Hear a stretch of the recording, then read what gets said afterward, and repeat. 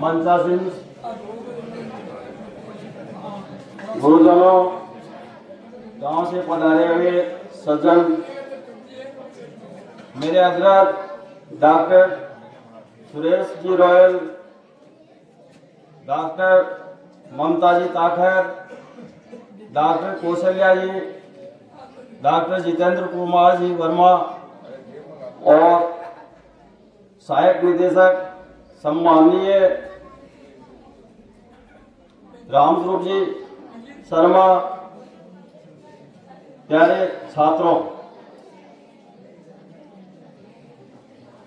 सर्वप्रथम बहुत ही यह हर्ष का बात है कि ग्राम पंचायत अड़क्षर को आदर्श ग्राम योजना के अंतर्गत जो चयन किया गया है, एक जिले से 5 ग्राम पंचायतों को जोड़ा गया है, जिसमें डीडवाड़ा कुचामन जिले से जीलिया और अड़क्षर को जोड़ा गया है। इसमें बहुत सी गतिविधियां हैं, बहुत से विभाग है जो आम जन तक सभी को स्वस्थ से स्वास्थ्य रक्षणम इस सिद्धांत की स्थापना करते हुए कि लोगों को चिकित्सा की जरूरत ही नहीं पड़े, हम कुछ ऐसा करें। 18 से 70 वर्ष तक प्रकृति परीक्षण, योग का हर घर में उपयोग, प्रत्येक जन इसका लाभ उठाए।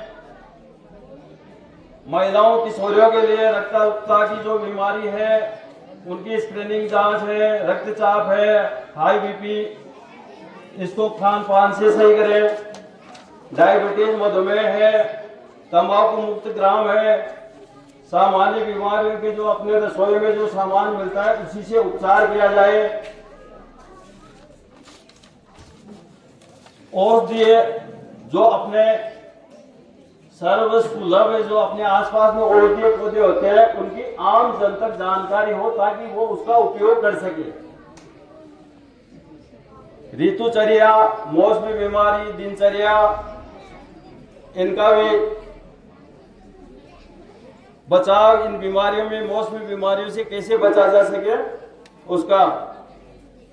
सामुदायिक स्वच्छता भी रखें कि अपना आसपास के एरिया भी स्वच्छ रखा जाए, कूड़ा कचरा अलग किया जाए ताकि उससे भी गंदगी न फैले। टीबी मुक्त ग्राम पंचायत हो और मीजल्स रूबेला मुक्त ग्राम पंचायत बने और प्रसव के पूर्व कम से कम 4 बार पीएचसी में जो भी सुविधाएं है वहां उसकी जांच हो। कम से कम 95% संस्थागत प्रसव हो और संपूर्ण टीकाकरण हो वो 100% हो। 60 वर्ष से जो अधिक आयु वर्ग के हमारे वरिष्ठ नागरिक जन है उनका स्वास्थ्य का भी पूर्ण रूप से पूरा ध्यान रखा जाए। प्रधानमंत्री जन आरोग्य योजना, मुख्यमंत्री आयुष्मान आरोग्य योजना के 100% पंजीकरण एवं कार्ड का वितरण भी इसमें हो। कुल मिला के इसमें काफी विभाग, स्वास्थ्य विभाग, आयुर्वेद विभाग, शिक्षा विभाग, वन विभाग, सांख्यिकी विभाग और इन सभी का जलदाय विभाग, इन सभी का इसमें समावेश है। तो ये सभी विभाग एक मंच पे आके एक सर्वसुलभ अपन को चिकित्सा व्यवस्था उपलब्ध कराए। और मेरी सभी बुजुर्गों से हाथ जोड़ के निवेदन है कि जैसे अगर लड्डू खाने के लिए कह रहे थे कि लड्डू स्वास्थ्य के लिए वर्धक है, मैं भी मानता हूँ स्वास्थ्य के लिए वर्धक है, लेकिन उसका भी कोई समय है। जैसे शीतकाल में ही लड्डू क्यों बनाते हैं, शीतकाल में क्यों खाते हैं, गर्मी में क्यों नहीं खाते? तो इसमें शीतकाल में लड्डू क्यों बनाते हैं और ये माल जो भी अच्छी चीजें जो पौष्टिक आहार वो शीतकाल में क्यों खाते हैं, ग्रीष्म काल में क्यों नहीं खाते? तो अभी डॉक्टर साहब ने अग्नि के बारे में बताया। जठरा अग्नि शीतकाल में अपने जो शरीर है चिनोति इति काय शीर्यते इति शरीरम, जो संचय करे वो काय शरीर है। शीतकाल में शरीर की त्वचा सिकुड़ जाती है और जठराग्नि शरीर के अंदर ही रहती है, इसलिए वो गरिष्ठ पदार्थों को भी पचा देती है। इसलिए शीतकाल में भी गरिष्ठ पदार्थों का सेवन करना चाहिए, अन्यथा ग्रीष्म ऋतु में करने पर दस्त और वमन होकर के वो है जो भी ताकत उसको बाहर निकाल देगी, वो काम नहीं आएगा। अपना जितना भी पैसा लगा सब कुछ लगा माल में वो बाहर आ जाएगा। इसलिए ग्रीष्म काल में ये चीजें नहीं खानी चाहिए। मेरे प्रिय विद्यार्थियों, पंच लक्षण युक्त आप भी हो गए होंगे। काक चेष्टा बको ध्यानम स्वान निद्रा ततेव जय अल्पहारी ग्रह त्यागी विद्यार्थी पंच लक्षणम।